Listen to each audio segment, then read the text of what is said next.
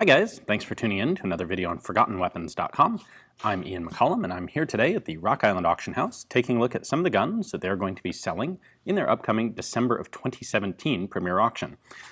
What we have here looks like a standard ordinary M1 Garand rifle, and it almost is, except for the barrel and one special part in the magazine well. This is a US Navy Mk2 Mod1 converted M1 Garand in 7.62 NATO caliber. Now, the US military officially, formally adopted the M14 rifle in 1957, and the Army and the Marine Corps both got on board with that and bought a whole bunch of M14s. The Navy wasn't quite so enthusiastic, not because they didn't necessarily like the M14, but because they didn't really see the justification in spending a whole lot of money on a whole bunch of brand new rifles for the Navy. The shoulder rifles like this weren't really that important for the Navy, and so they thought they might be able to get along just fine if they could simply convert the existing M1 Garand rifles that they had to the new 7.62 NATO cartridge. And they started looking into ways to do this as early as 1959,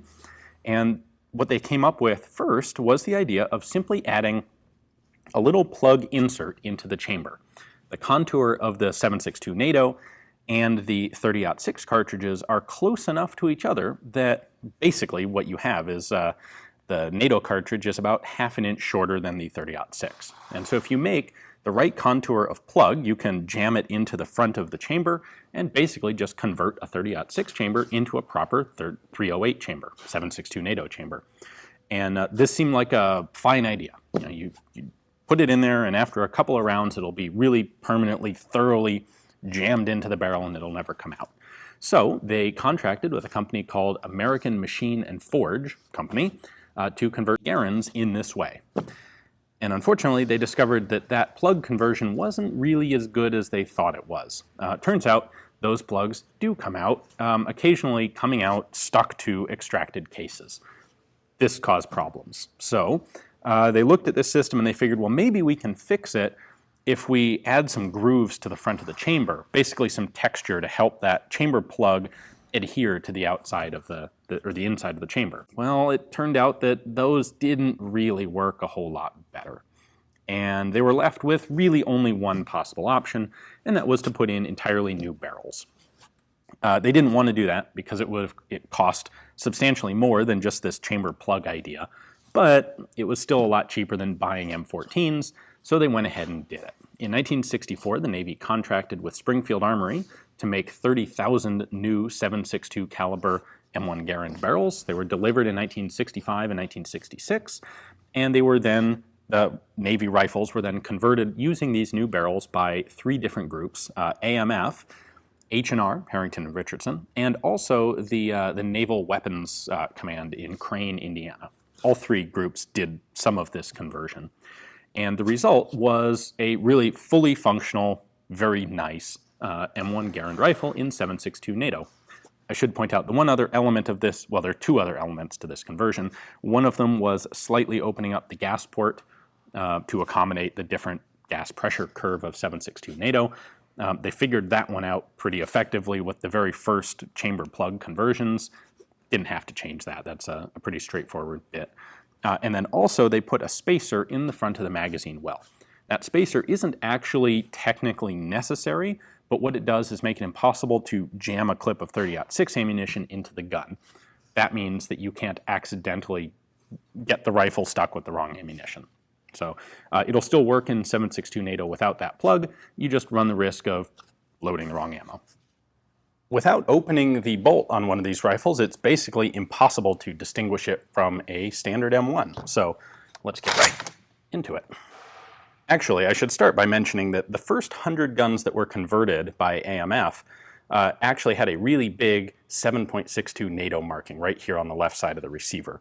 But for whatever reason, after 100 guns, they decided to stop doing that.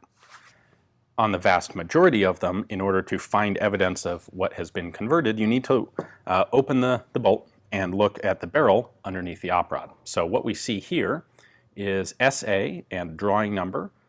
This is then a 1965 delivery barrel. We have a military acceptance proof right up there at the front. Caliber is 7.62 NATO. That will be stamped on all of these. and then whichever company did the actual rifle conversion will have marked their name here. So this particular rifle was converted by H&R. You'll also find them marked by the American Machine and Foundry company. The other element is this white plastic spacer installed in the front of the magazine, and as I said, that's just there as basically a reminder, kind of an idiot block. If you try and load a clip of 30-06, it will hit that spacer and stop. Other than that, it doesn't do anything mechanical. And that's it. Everything else on the rifle is going to be normal, standard M1 Garand. So here are the receiver markings on this particular one. It's a 2.56 million serial number rifle made by Springfield. There's one misconception about these that I do want to address, and that's the idea that they were only used by the Navy marksmanship teams.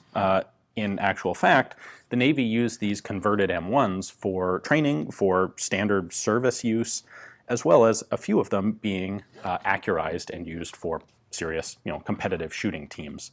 But this wasn't just a competition rifle. This was a standard service rifle for the Navy with the 7.62 conversion barrel. So these rifles are not actually quite as rare as people think. If you consider that there were, 34,000 of the chamber plugs done. That was, by the way, the Mk2 Mod1, and then another 30,000 of the barrel conversions. That was the Mk2 Mod1.